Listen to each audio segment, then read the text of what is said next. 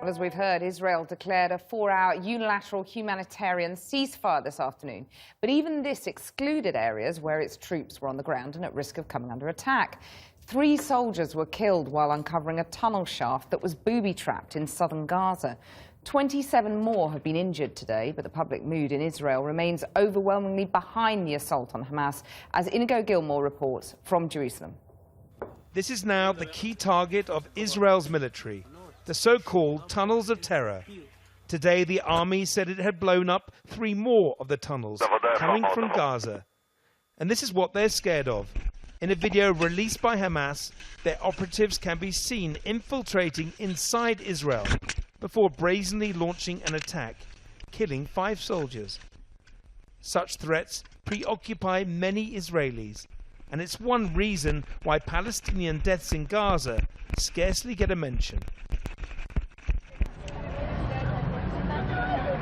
Israel is focused on its own victims. Last night, hundreds gathered at the Great Synagogue in Jerusalem for a memorial to 3 Israeli teenagers. Their killings in the West Bank triggered a bewildering surge of violence that no one now seems able to stop.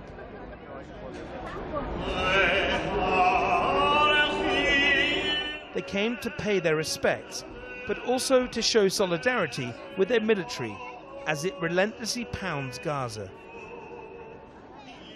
Let them go till they clean them out. It's all our boys. We love them all dearly. Joyce Boyne told me her son David was shot dead by a Hamas terrorist in 1996, and she insisted the offensive must continue. We have the Lord above who directs us and watches over us, and we cannot show our weakness. We have a strong army, and we've got to stop it. Enough. Enough. And we need to end the propaganda from both sides, because... The propaganda? What kind of propaganda? I don't know, I think it's... A young American working in Israel decided to speak up. It didn't go down well. No, I'm not saying that. To criticize Israel is not necessarily anti-Israel. Wait a second, what's the propaganda? Because No, I'm not Jewish. No, I figured. Okay, so you know what? Your life is not on the line, kid. And so you can be a big intellectual, but the bottom line is, when you know what? I would suggest as a volunteer, go hang out in Sderot for a few days. Well, and you know, see all just the because kids. I'm not Jewish, I still have a voice, right? With much of the nation speaking with one voice, the small numbers who do protest the war have found themselves targeted. Anti-war demos have been countered by protests staged by ultra-nationalists who are not afraid to air their racist, extreme views. Here they gleefully chant, "There's no more school in Gaza," because all the children are dead.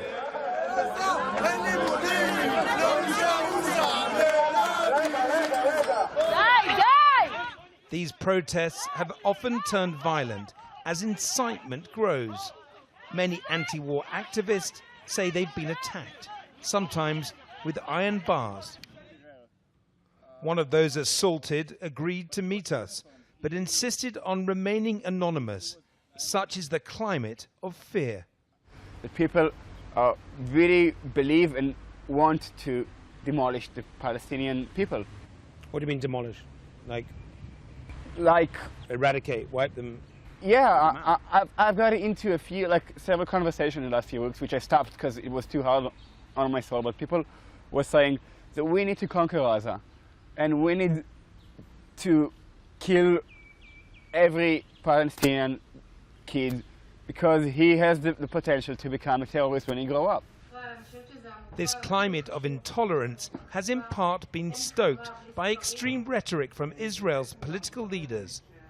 Ayelet Shaked recently caused international outrage when she quoted an unpublished article which appeared to justify the targeting of all Palestinian people. She said the article is as relevant today as it was at the time. You recently issued a rather controversial posting on Facebook which referred to Palestinians as little snakes and also that appeared to endorse mass killing of Palestinians. Can you tell me about that posting? It is just not true.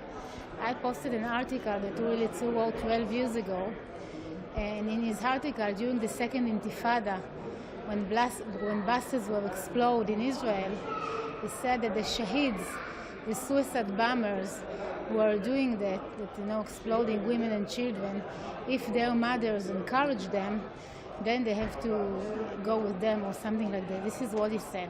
But And by I posting never that, said, you appear to endorse no, what he was saying. No, Do you endorse- I condemned any violence against innocent people, and I don't endorse it at all. Thank you. Whatever her intentions, the fact that a member of parliament felt comfortable enough to publish such an inflammatory article says much about today's Israel, where those who speak out against the war can find themselves denounced as an enemy within. Inigo Gilmore in Jerusalem.